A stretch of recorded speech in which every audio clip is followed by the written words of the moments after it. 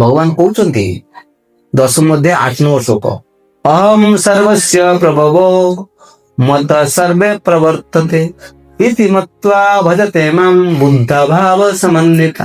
अहम सर्वस्य प्रभव मु हूँ सबु किसी उद्गम स्थल।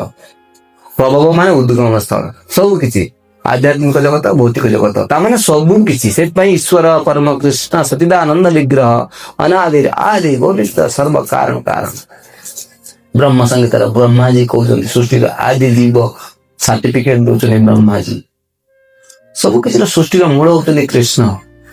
भगवद गीता को तो मानिया पड़ो आमको ना।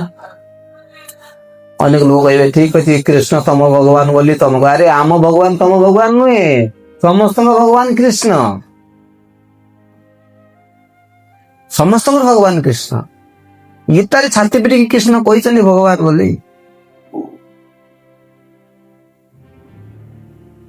तेणु कृष्ण को भगवान बोली मानवे कौन सी डाउट न रहा दरकार कहार भी का डाउट अच्छी डाउट के रखिए मन में।